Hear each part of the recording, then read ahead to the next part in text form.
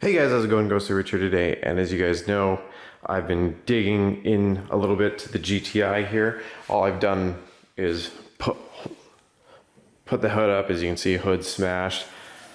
A lot of people were probably thinking that this might have been from, it's from the airbag. The airbag came up, shattered the windshield, so that sucks. But on a positive note, just the airbags went, not the tensioners. So the seatbelt tensioners themselves are still good. But that being said, getting in here and taking a look. So now that this is flipped up, just going into everything and taking a look, we would see, this is the bumper pieces here, folding this out and away. You can see there's the rad. The rad actually isn't leaking or anything. The rad and the AC.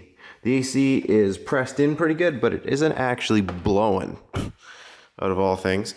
But once we start to disassemble a lot more, then we'll know the extent of it. Like right here, this is the fender flare.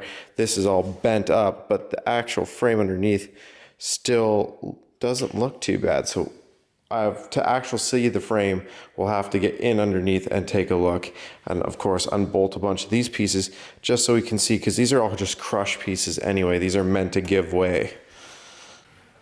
We took the hood off. You can see the grill is off. Mika's now awake unlike last time, and we also have Harley and Tariq. So next thing to do is lift the car. We're gonna pull off the bumper, get the headlights out of here, and get everything out of the front. Basically, I would show you guys a lot of this, but it would be very boring to you guys because it's literally just gonna be disassembly. And it's just basically taking off bolts for everything that's broken. When we're done, we'll lie out all the broken stuff. That's the pile so far. But the good news is, looking at the frame, going by the frame, and the hinges and everything, like, everything still looks good. Like even the hinge here, it's still running smoothly. All the hinges are running smoothly. And when the hood would go down, it would get smooth up to where the fender crinkled. You can actually see where it bent out the fender, but you can see the frame stayed, but the actual, like, everything else gave. So we'll be able to test our frame and stuff in the end and double check it. And if the frame is 100%, then 100% this is going back together as planned. We already looked. The engine hasn't shifted at all. The mounts are all good on the engine. The intake is still intact. Yeah, the intake is even still intact right here. This is the only part that got bent a little bit. Our charge pipe so far looks fine, which is good. We'll know more once we pop out a lot more stuff. We are going to have to replace the radiator. The radiator's kinked right here, so I'll just get a whole new one because that's better. And who knows, maybe we'll get a Unitronic intercooler while we're ordering stuff. And then AC is technically intact. Who knows, we might just replace the AC, see the way we go about that. The center tower that holds everything is going to have to get replaced. Headlights, I might just upgrade to the Golf R HID ones, the actual factory HIDs, because if I'm already going to be paying, premium price for these ones, I'd rather have the Golf R's with the daylight running light right here in the side, because that was really nice. If you guys remember my bumper video, I went to put them in, but I was given the wrong ones, so that didn't work out. Next thing to do is keep just demolishing and make sure all frame components are good, because that's what's going to determine if I rebuild it. If the frame's messed, car is going to be parted out and done. But if the frame is good, rebuild is inevitable. It's going to have to happen. So this is the car as it sits right now. And just to show you guys, we just actually moved it over because of everything. No airbag to punch the camera in the face. And the first thing you're going to see is, of course, hood sensor saying, hey, hood's open. And we would get a coolant light in a couple seconds because their coolant is dripping. So but AC is still working. It's just saying, check your coolant, owner's manual. But yeah, still half a tank of gas. Anyways, so you can see it was still working. Hey Tariq, is my headlight still on? Sweet. Unfortunately, even though they are, we'd have to rebuild mounts or something.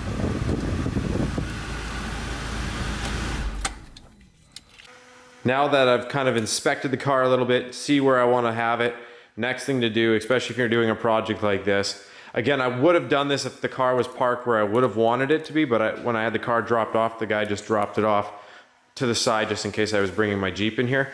So the next thing we're gonna do is take the battery off, which again, this should be step number one, but we wanted to get the hood off first because it was dropping on our heads.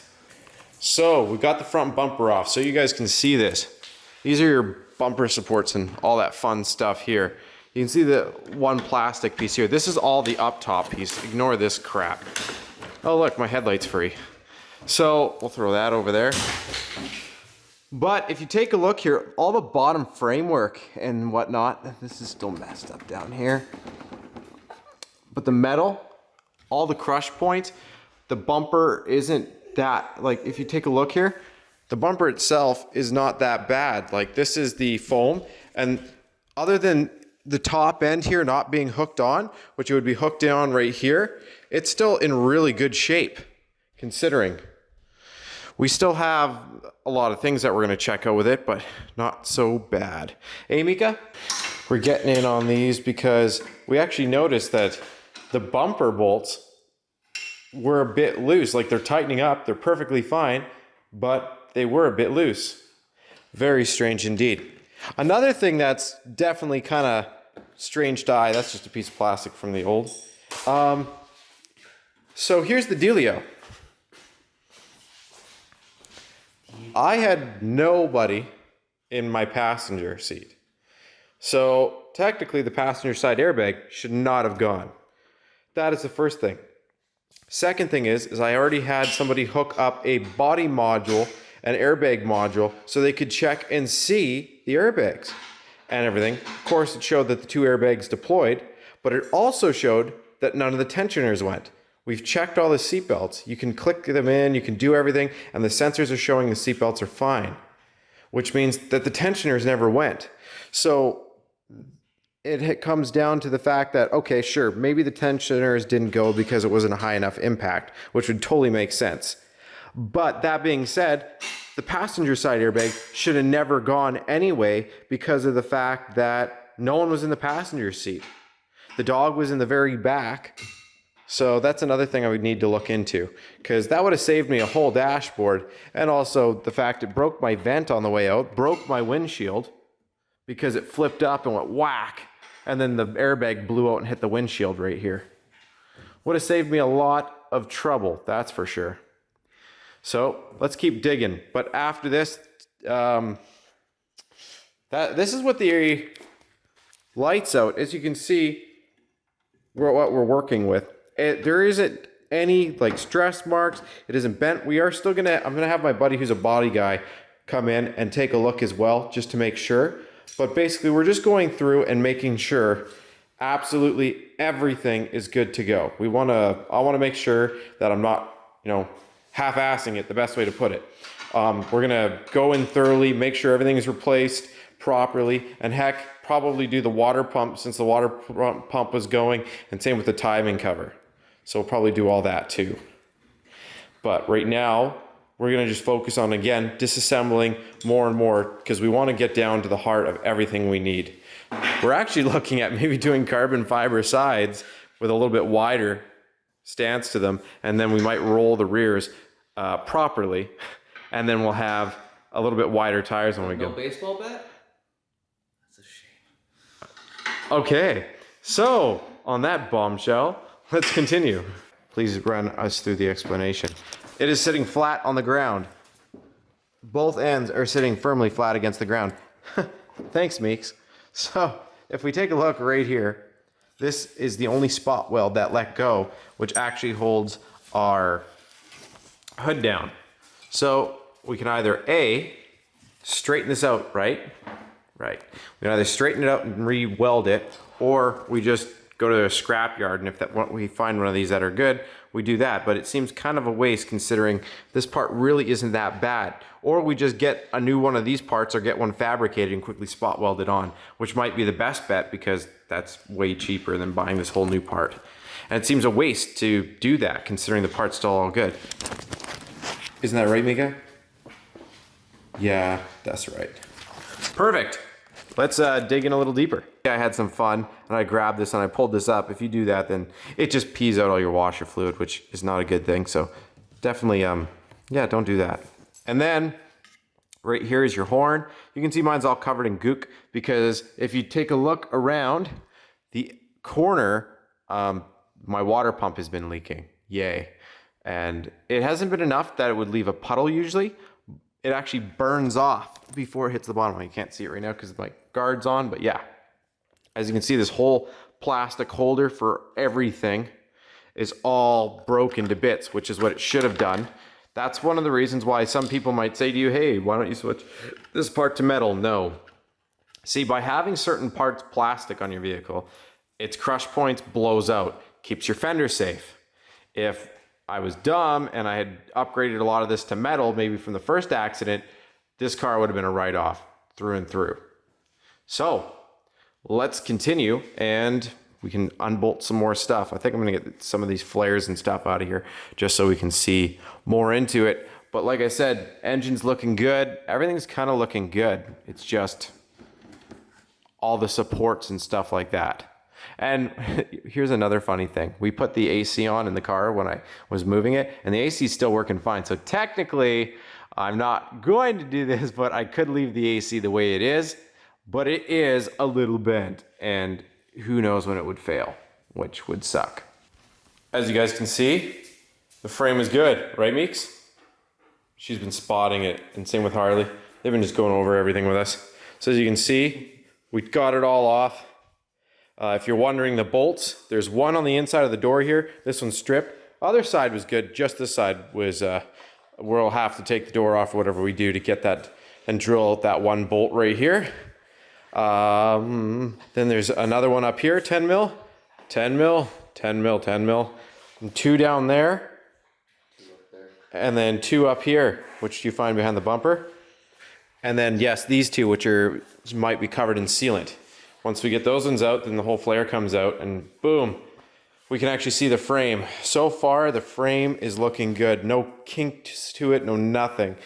We're in really good shape. And if these are bent, don't worry. These are two bolts right here and that comes off. So don't be so worried about this. Not this part, but this part right here. It's just a couple bolts and there's one on each side. Right now though, our bumper areas, they're looking great. Like they're looking outstanding. Right here, oh again, this is just gunk. Yay for foam. Again, looks mint. Can't complain. Right now, next thing that we're gonna do is we found out our AC is already pushed out. We thought we'd check. We grabbed a small screwdriver poker and we poked the inside valves here. And if you poke those valves, it's kind of like a tire pressure. Like if you were to put that in there, it should if there's anything in there. Well, we pushed it. There is nothing in my AC system, which means that it did pop on impact, which is fine. Just means I need to get a new AC cooler and redo it. It's actually more of a headache if you still have AC in the system because technically it's illegal to drain. So into the atmosphere. So, and if you really want to, we have another valve piece here, which you could technically screw on and empty to wherever I have it. I have them right there. So you can also check it with this by putting this on there and then checking to see if there's anything in the line as well. But yeah, other than that, next thing we're gonna do is drain coolant. After we drain coolant, we're gonna just take off all the broken pieces on the front here, so it's all exposed, and then that's it. Then we can get to the interior. Interior will be right afterwards, but yeah, so far so good. Not that bad at all. Could have been a lot worse, that's for sure.